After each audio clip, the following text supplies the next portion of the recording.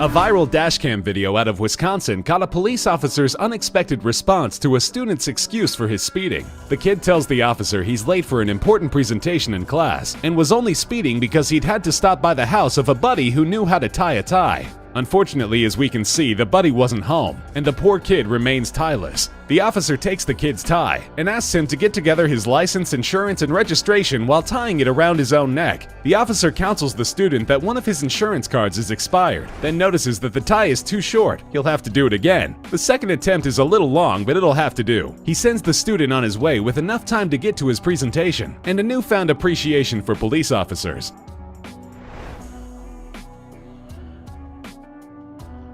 When the Oakland Cougars and Logan Township Lions met for a game of youth football in 2013, the Cougars coach brought out a trick play he had been working on for some time. In fact, he had collaborated on it with the head coach of the other team. This might sound a bit unusual, but the whole plan revolved around a very unusual and very determined player. 10-year-old Jacob Steiner was a special needs student that had been taken under the wing of the coach and the entire football team. He had been playing in games all season long, but on this play you could see that the opposing players, with as much subtlety as they could muster, all allow themselves to be blocked, run the wrong way, or just fall down without being touched. All to make sure Jacob could know what it feels like to score a touchdown in a game, an experience he will certainly never forget.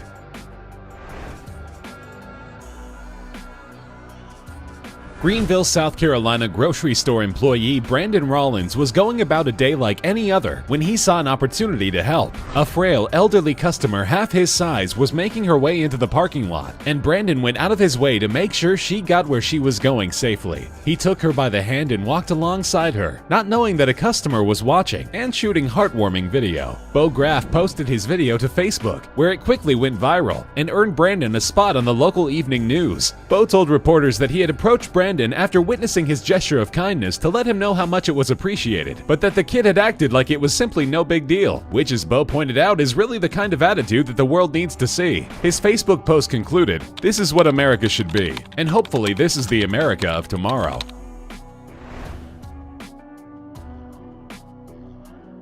Employees at the Qdoba restaurant in Louisville, Kentucky take pride in going out of their way for their customers. Among their many regulars is a woman that employee Ridge Quarles describes as a very nice lady with disabilities who isn't able to get out of the house very often but loves to eat at her neighborhood Qdoba when she can. Employees know her order by heart, but one day when she was having a particularly tough time, she had an unusual request for Ridge. After placing her regular order, she asked Ridge if he might be able to help feed her, and the young man didn't think twice before agreeing.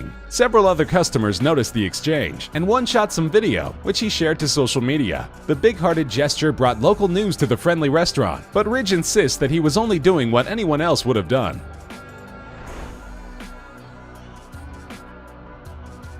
U.S. Army Lieutenant Colonel Robert Riston was out for a bite at a local Taco Bell in Alabama when his opportunity to make someone's day a little brighter presented itself. He was approached by a couple of boys who were selling homemade baked goods to raise money for their family. When Robert asked the older boy, only 9 years old, if he had eaten anything that night, he answered no. But Robert didn't have any cash on him and the youngsters weren't in a position to take credit cards. So Robert brought both boys up to the counter and let them get anything they wanted to eat on him. The video was captured by a customer who decided that the heartwarming moment needed to be shared with friends. After going viral, Robert was interviewed by local news, telling them that the boys were just as much of an inspiration to him as he could ever be to them. He also mentioned that they thanked him not just for the meal, but for watching over and protecting them in his role as a soldier.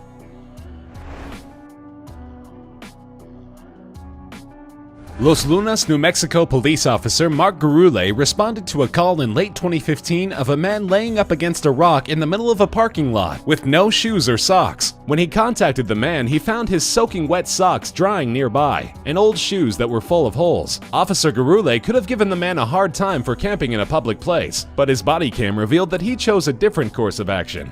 After making sure the man wasn't in medical distress and had eaten earlier in the day, the officer went to a nearby Big 5 sporting goods store and came out of his own pocket to buy the man a new pair of shoes with warm winter socks. Officer Gurule told the man, whose name was also Mark, that Big 5 had hooked him up, implying that he hadn't actually bought the stuff himself. And as if this weren't enough, he couldn't leave without giving Mark $20 to make sure he wouldn't go hungry that night. Officer Gurule is one cop who truly embodies the phrase "to protect and serve."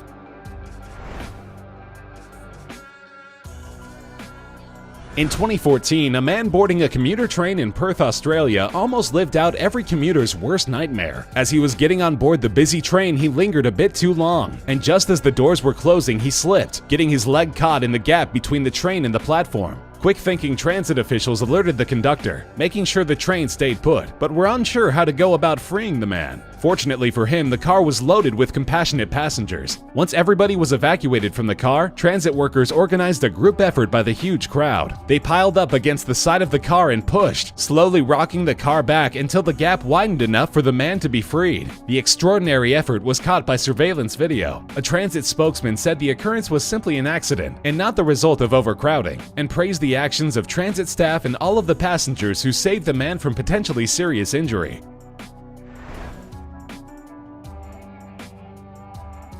When 23-year-old New Yorker Joey Resto noticed a shirtless homeless man sitting on his subway car, he had the opposite reaction from everyone else on the car. The guy was clearly not in his right mind and didn't smell so great, and all the other passengers were crowded at the other end of the car, as far away from the man as possible. But Joey saw a guy who was cold and disoriented on a New York winter night, and decided that the only humane thing to do was to literally give him the shirt off his back.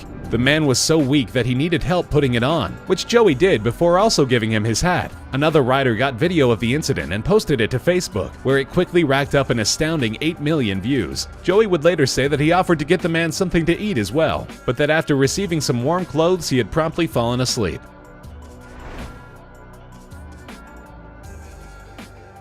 Employees of a Vancouver, Washington donut shop could tell that something was wrong with one of their drive-thru customers one morning in early 2016. The unidentified woman was visibly upset, and when one young employee asked if he could help, the woman confided that she had lost her 37-year-old husband just the previous night. The 19-year-old employee, Pierce Dunn, asked the woman if he could pray with her, which she said would help. Amazingly, several other employees dropped what they were doing and leaned out the drive-thru window to participate in an impromptu prayer circle. Of the group, only Dunn explicitly identifies as Christian, with another young man later telling reporters that he isn't religious at all, but just wanted to try to help someone who was obviously in need. A customer in line at the drive-thru snapped this photo, which garnered millions of views on Facebook. The general manager of the Dutch Bros franchise commented that these are just the kind of people the company hires, and that her employees do things like this all the time. This unbelievably touching incident just happened to be caught on camera, and the kids involved say that they just hope the picture going viral doesn't cause the woman any trouble.